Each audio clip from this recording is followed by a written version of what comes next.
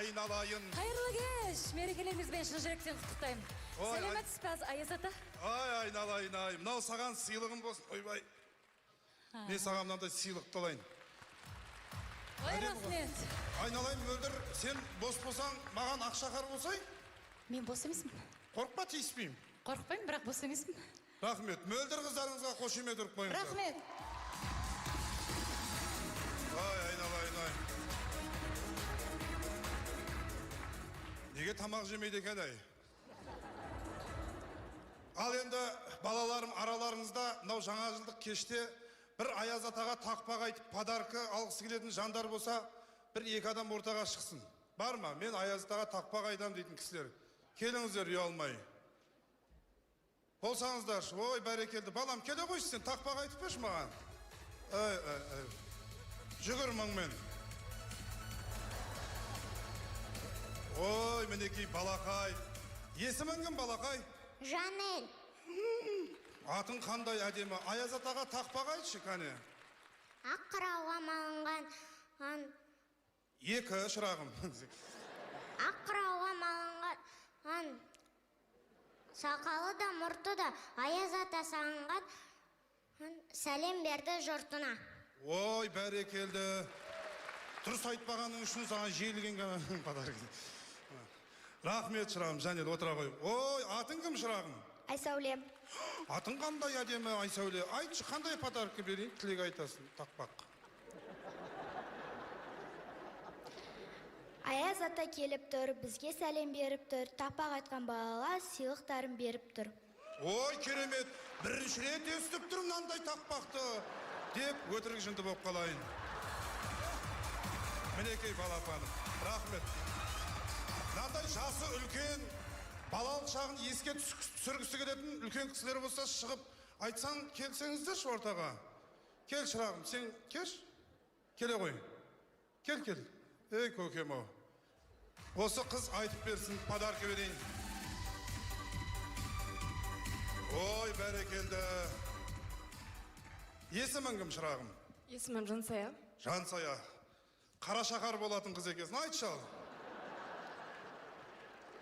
Тақпағыңды айта қой. Өлең сөздің патшасы, сөз сарасы, қиыннан қиыстырар ерданасы, тілге жеңіл, жүрекке жылы тисін, тептегі шымыр келсін айналасы. Ой, шырағым, сен жаңа жылды мүшайрағып жібердің ғой, а? Ау. Есіме түскен осы. Ой, есің, дұры әдемі ғой, есің әдемі түсіп тұр ғой. Рахмет. Ал енді құрметті ағайындар, тақпақтарыңыз болса, дайындалып отырыңыздар. Әзіл әлемі театрының актері Медет Досқанаевты шақырамын.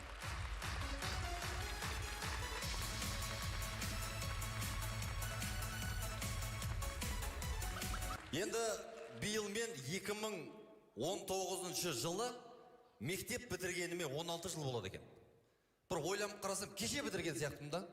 Әлі күнге дейін мынандай парталарды көретін болсам, балалық шағым есіме түсіп, осындай партаға отырғым келеді. Барлығымыз осындай партада отырдық. Менің әлі күнге дейін алғашқы ұстазым, алғашқы жаттатқан тақпағы есімде. Оны енді барлықтарыңыз білетін шығарсыздар, бірақ айтып берейін. Мектебің мынау классың, осында 10 жыл тұрасың, тардай болып кіресің, таудай болып шығасың дейді.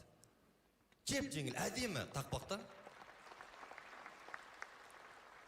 Менің қазір балам да мектепте оқиды. Баламның сабағы өте ауыр, қиын. Балам қиналып кетеді сабақтан. Ана баламның сабақтан қиналып жүрген көріп, мен жаңағы жаттаған тақпақты өзгерткім келеді, ол балама қарап тұрып. Балама қарап тұрып, бүйтіп айтқым келеді да. Мектебің мынау классың, осында 12 жыл тұрасың. Тардай болып кіресің, ментальная арифметика, логикалық сұрақтар, ағылшын тілі, қазақ тілі, әдебиет, латын тілі, подкурстарға қатысып, миың ашып, атала болып, шашың ағарып, тауға қарай қашасың деген келеді да. Рас қиын сабақтар. Бұрын бізді ұстаздарымыз қалай үйрететін? Осы ең бірінші партаға отқан кезде түзу отыруды үйрететін. Қолдарыңды осылай ұстаңдар, түзу отырыңдар деп үйрететін. Енді бүйтіп отыратындар, тек қана алдың қатарда отыратындар, сосын отличниктер еді. Ары қарай, үшінші, төртінші қатардан ары қарай, кім қалай отырғысы келеді, солай отыратын еді ғой. Біреулер бүйтіп отыратын кәдімгі. Төртінші қадырдан ары қарай бүйтіп отыратындар болатын сабақта. Мынау партадан тек қана көзі көрініп тұрады. Бір крокодил ма, бегемот па қарап отқан сияқты. Пәленшеев десе бар деп саусағын ұшы ғана көтеріледі. Біреулер бүйтіп отыратын. Ана үлкендеу біреудің артына тығылып алады да, бүйтіп отыратын. Өстіп жатады. Өстіп жатып, партаң астына сағыстау болады. Сон шайнап жатып, ұйықтап қалады. Бүйтіп отыратындар бар еді. Болмаса патологқа қарап отыратындар болатын. Өзімен өзі. Сосын қасында кластасың отыратын болса, сол кластасың қасында жатып алып отыратындар болатын бүйтіп. Өстіп отырады кәдімгі. Нема деп үйде жатқан сияқты отырады да. Нема апай сонда ол қалай деп кәдімгі мамасымен сөйлесіп отырған сияқты отырады ғой. Сосын бүйтіп отыратындар бар еді. Ол кішкене 5-ші қатарларда артқа қарай шалқайтып алады. Өстіп отырады бүйтіп. Аяқ киімнің басында айна болады. Тарих сабағы отырса, оған биология сабағы отыратын. Деп отыратындар болатын. Сосын ең жаным келетін сабақта бүйтіп отыратын қыздар. Бүйтіп жасырып кәдімгі. Үй тапсырмасын көрсетпей отырады бүйтіп. Жалтаңда отырасың бүйтіп анаған. Анаған біткен сайын қаша береді ғой кәдімгі. Орындықтың ұшына отырып алып көрсетпей өстіп қанын ішіп отырады. Анаған бүйтіп отырасың кәдімгі. Сондай бүйтіп тығылып отыратын қыздар мектепке келген кезде ұстаздар бүгін сабаққа кім дайын деген кезде қанымыз ішетін солар еді ғой. Апай, мен апай, мен. Ана ұстаздың аузына қолын тығып жіберейін деп атады ғой. Көрмейді.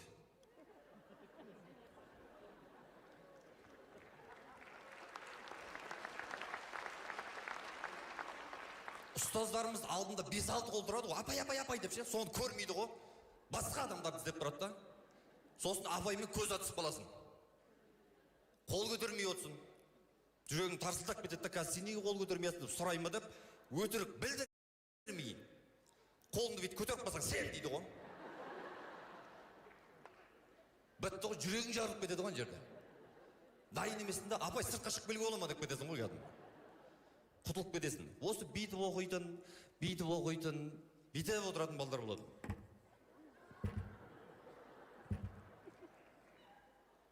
Өстіп оқитындардың барлығын біздің ұстаздарымыз мына құралдармен оқытты. Міне. Мынаны білесіздер барлықтарыңыз. Указка. Өзіндік жұмыс осындай қарашаның 4-і деп түсіндіріп атады да, ана сабаққа жылан есімі ойнатқан балдар болады ғой. Соның басына тоқ өткізген кезде көзіне от жанатын кәдімгідей. Автоматически қаруға айналатын еді да. Сосын мынау бор, барлықтарыңызға таныс. Міне. Ой, бұл бор кімнің басында шашылмады?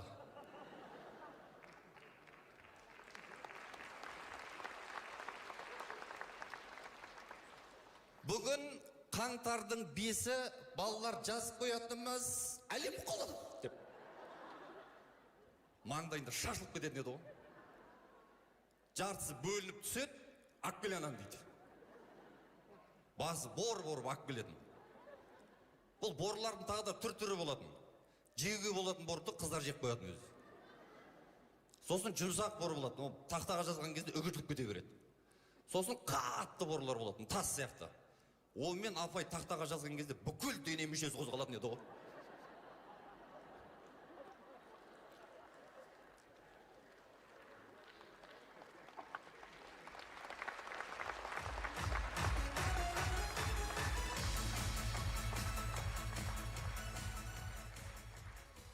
Сосын мынау мектеп десе кілт есіме түседі. Бұл кілтті білесіздер, бұл тәрбие жөніндегі завучта жүретін. Тәрбие жөніндегі завучта жүретін, болмаса тышыдан беретін ағайда жүретін. Ой, біздің тышыдан беретін ағайларымыз қандай еді? Өзінің мамандықтарына берілген түріне қарасаң, тышыдан беретін ағай дейтін едік қой. 40 градус аяз ба, 40 градус суық ба, ыстық ба, кроссовка спортивкамен жүретін еді ғой. Жиналыс болады десе, спортивканың ішінде көйлек киіп келе салады. бір қолында кілт, калюдорда бидеп жүретін. Бір қолында баскетбольный доп, спорт залға кіріп келеді да, баскетбольный допты бізге тастап, футбол ойнаңдар дейтін еді ғой. Ана сопайып кеткен доп, бір тебесің, терезені сындырасың, сосын кілт ұшады. Өстіп оқыдық біз, партаға тиіп, указка тиіп, бор тиіп, тақтаға шығып, директордың алдына барып, бұрынғы ұстаздарымыз осылай оқытатын. Ал қазіргі ұстаздар WhatsApp'тағы чат арқылы оқытады. Чат деген бар, ана класстастар, группаластар, достар, бауырлар деген чатты қарамаймыз, қазір уақыт жоқ оған. Ата-аналар деген чат бар. Сөз жерде бір 15 минутқа ашпай қалсаң, 256 сообщение кеп тұрады. Оның ішінде 150 тапсырма. Үйде жүреміз барлығымыз, отбасы болып ойнап, күшті болып, баламды ойнатып, мамаң тамақ істеп атады, әйелің үй жинап атады. Сосын бір уақытта телефонға көзіміз түсіп кетеді. Класс жетекші записывает аудио деген. Бітті, настроениеміз түседі. Қазір тапсырма берейін деп жатыр. Орындай аламыз ба, орындай алмаймыз ба, уайымдап жүреміз, бәріміз айналып ананы. Бір уақытта загрузка болып толып бітеді. Апам келеді да, пісімілі деп бас жібереді. Құрметті ата-аналар дейді. Говорит Москва деген сияқты қатып қаламыз ана жерде бәріміз. Нөмірі 3-ші, 4-ші, 5-ші беттегі жаттығуларды орындаңыздар дейді. Апасы бірден жаттығу орындап атады. Мамасы математика шығарып атады. Мен ана жерде сурет салып бояп атам. Баламыз ұйықтап атады.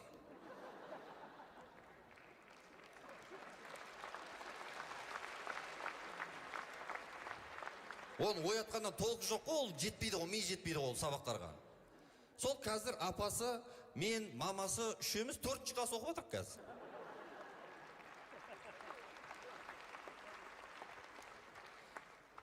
Анау баламның демалысын балаға қарағанда қазір ата-аналар күтетін болды ғой. Ура, каникул, демалыс болды ғой. Баламыз тасымайтын болдық қой деп ше. Анау чат дегеннің бір жақсы жері, кімнің баласы кір қожалақ, кім екімен оқиды, кім кешікпей отыр, бәрін біліп отырасың ана жерде. Құрметті ата-аналар дейді. Хан Сұлтан шалбарсыз кепті. Жамиля шашын тарап кемеген. Сосын Жомарттың ата-аналары. Кеше Жомарт кешке не жеген еді? 12-ке дейін ауырып отырды, медпунктта отыр, алып кетіңіздер дейді. Соғыста жүрген сияқты ана жерде. Сол чат арқылы сабақты да, тапсырманы да барлығын жіберіп отырады. Сосын логикалық сұрақтар жібереді. Ана логикалық сұрақтарға біздің логикамыз жетпей қойды ардақтағы ағайын. Шынымен, мен қазір анау WhatsAppқа қалай келді логикалық сұрақ. Дәл соны мен алып келдім, жазып. Өйткені мен сіздерге айтып беретін болсам, өтірік болып қалуы мүмкін. Дәл сол күйінде алып келдім. Тыңдаңыздаршы, мынаған біздің логикамыз жетпей кетті. Тыңдаңыздар. Ұшақ Шымкент қаласынан Нұр-Сұлтанға дейін ұшуы тиіс. Есте бойынша 9:00-де ұшатын ұшақ 11:00-де Нұр-Сұлтанда болуы тиіс. 800 литр жанармай керек. Ұшақта 178 адам бар, 12 қызметкер бар. Уақытылы ұшқан ұшақ белгілі бір ахуалға байланысты 9:45-те апатты жағдайда тоқтады. 58 адам түсіп қалды. 30 минутта ахуал жөнделді. Ұшқыштың жасы нешеде? Алдындағылардың бәрін қоймайық, просто ұшқыштың жасы нешеде деседі, сол сұрақ қой.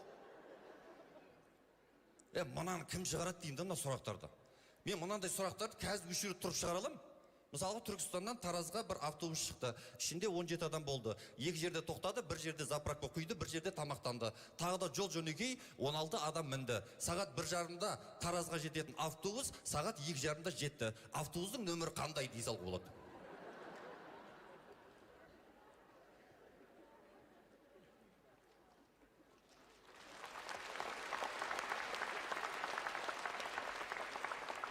Тур сондай ғой, ешқандай айырмашылық жоқ қой. Екінші логикалық сұрақ тыңдаңыздаршы. Қонақтардың 16-сы қымыз, 19-ы шұбат, 14-і айран ішті. 7 қонақ қымыз да, шұбат та, 4 қонақ қымыз да, айран да ішті. 6 кісі шұбат та, айран да ішті. Ал 2 қонақ қымыз да, шұбат та, айран да ішті. Әрбір қонақ аталған 3 сусынның кемінде біреуін ішті. Тек қана шұбат ішкен қонақтардың санын табыңыз. Кім не ішіп жатыр өзі? Не деген халал отырыс мынау? Бір кола жоқ. Біреу ананы ішті, мынау мынаны ішті деп Шерлок Холмс болу керек қой мынаны табу үшін. Сосын ішінде байқасаңыздар, екі да қымызда ішкен екен. Енді оны ішкен адам болды, ол жерде отқан жоқ ол екеуі.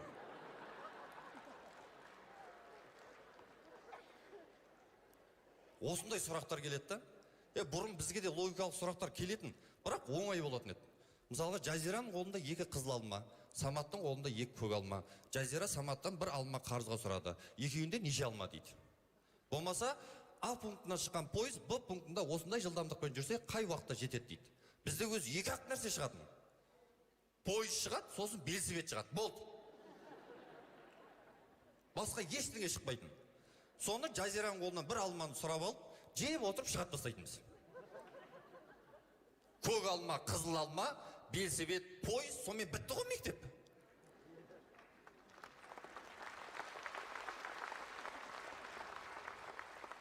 Синус, косинус, катангенс, іргелес жатқан катеттің гипотенузасы неге тең деген біреуін пайдаланбадық қой өмірде. Ұстаздарымыз соны жаттатқан өмірлерінде керек болады деп, кәні біреуін де пайдаланбадық.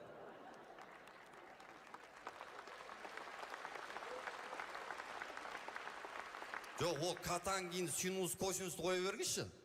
Дециметр не үшін жаттатты? Бүкіл жерді сантиметр, метрмен өлшейін. Дециметр жаттаттық қой деймін да. Мен қасыма келіп, сенің бойың медет неше дециметр деп сұраған адамды көрмеппін.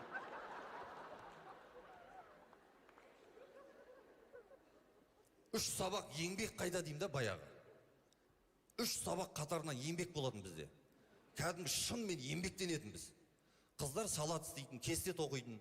Бізде мысалға үйде ана неде мектепте станок істемей қалса, сыртқа қарай шығып, қар күреп, мұз жарып, тал краскілеп, әктеп, сол жанында разнорабочий болып жүретін еді ғой мектепте.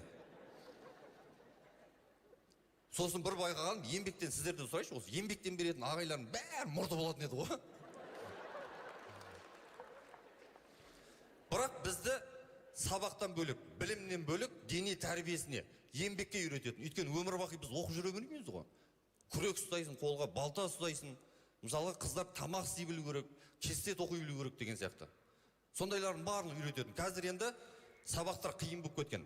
Бірақ енді мен бұл жерде ардақтағы ағайын бір ұстаздарды даттап, болмаса бір ұстаздарды жамандап жатқан жоқпын. Өйткені ұстаз қай кезде де ұстаз. Ол қазіргі мектептің программасы қандай оқулықпен оқыт деді, сол оқулықпен оқытып жатыр. Өйткені қазақта керемет сөз бар, ұстаздық еткен жалықпас, үйретуден балаға дейді. Біз баламызға апасы, атасы, мамасы, мен барлығымыз қосылып үйрете алмай жүрген. Баланың өзі түсінбей жүргенде ұстаздар сол класста қойып 38-40 балаға үйретіп атады. Арасында мықты олимпиада жеңімпаздары, мықты білімді ғалымдар шығарып жатыр. Енді бұл жерде мен өзім сондай сұрақтар болған соң, сәл биыл қазіргі жылдың сабақтары қиын болған соң, сіздерге бір айтып кеткенім ғой. Бірақ енді мен жалпы осы мектеп ұстаздардың жалпы осындай қазіргі заманның бағдарламасына шыдап жүрген, қазіргі балдардың мінезіне шыдап жүрген ұстаздардың алдында мен бас имем.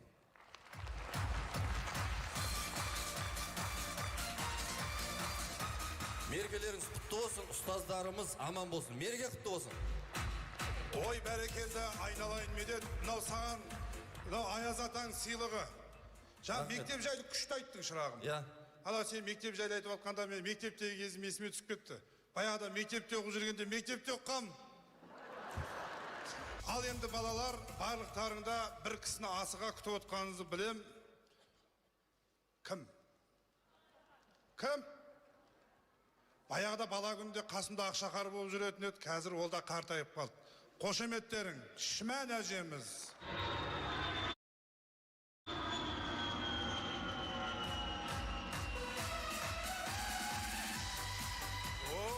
Шімән құрдасым келе жатыр. Шімән құрдасым. Аман бұсың, Шімән. Ой. Ай, Шімән. айналайын құрдасым, қалайсың ай? Ай, сөйлей бермеш осы тұрғанда әрең келе жатырмын тіпті. Ай. Қан жауып, суық тіпті. Күн суық па? Ауырып қалдым. Әрең келіп тұрмын осы жерге. Не, суық тиіп қалды ма? Не болды? Неге ауырып қалдың Шүмән-ау? Ойбай, ауырғанда жақында ана Швейцарияға барғам ғой. Сонша тауға шығып алып сноуборд деймін, не дейді? Иә. Екі аяғын бір етікке тығады деген сояқта екен. Содан жаңағы сырғанақ бәт, сол жаңағы сноу... Тұра тұршы енді. Ой, Шүмән. Тіпті күтсеш енді. Şimdi адам күтемей. Содан құлап қалды ма деп атқаным ғой? Жапшы аузыңды мен айтайыншы. Аяз атаға қалай сөйлейсің, Қойсайшы болды ғой. Сен кім екеніңді білеміз ғой. Ойбай, Аяз атам. Жап аузыңды. Орыстың побы құсамай құрғыр. Содан жаңағы... Қойшасын дайынға. Содан жаңағы... Тыңдашы енді. Швейцарияға бардың. Швейцарияға бардым. Екі аяқты бір етікке тықтым. Соған бейтіп ұрып келе. Сосын Францияға бардым ғой.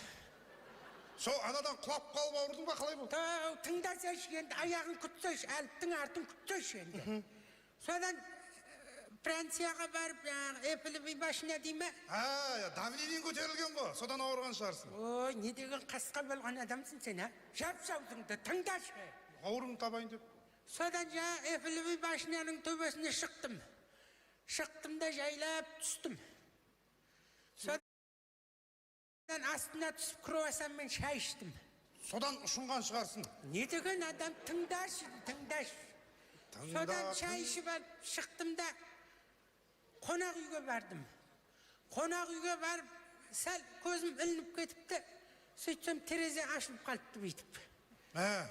Содан мына қолымды көтере алмай ауырып қалдым да. Шүмән, мен білдім. Сен ана қонақ үйдің бөлмесіне кіргенде жатқанында терезе ашылып қалған, содан саған салқын тиген ғой, Сен денің сау ма сенің? Мынау менің айтқанымды қайталап. Сол қолымды көтере алмай кішкене мына салқын тиіп ауырып әрең келіп тұрмын деймін саған. Дұрыс, сен түсініп тұрмын ғой, салқын тиген екен, бірақ анау Швейцарияға барып, Францияға барған не керегі бар деп тұрмын да мен. Сол бірден суық тиді деп айт. Пантабат етуге де болмай ма енді? Ой, Алла білсін де енді қайға барып келгенімді. Ана Доминиканоға бар, бір бала бар бет, біз Доминиканоға бір бала барған. Қойшы, тілін келмейтін затты айтпашы сен. Мен түсінбей тұрмын, анау байғұс кім ертіп алған қасыңа? Кім? Анау бір администратор алып, өзіңше оқып кеткен, шәке. Көмекші, сол ма? Саған да көрініп тұр ма? Енді адам емес па тұрғанын көрінеді ғой. Мен қайдан білейін, бір елес па, әруақ па, біреуді еріп жүр әйтеуір. 13 күн болды осы қалмайды қасымнан. Сен елес деп тұрсың ба? Мен қайдан білейін, мұнан елес шығар деп жеті шелпек пісіріп тарап жүрім ғой, қайдан білейін. Төртеуін осы жақ қояды, қайдан білейін. Жетеудің. Ол кәдімгі адам ғой, ол кім бұл? Сонда білмейсің ба, еріп жүрген? Мен Қытайға барғанда білмеймін, еріп шықты, осы әлі еріп жүр. Сен алып кетші. Алып кетемін мен. Осы Қытай бәле болды, қазақ қыздарының артынан жүгіріп. Құры. Жүр.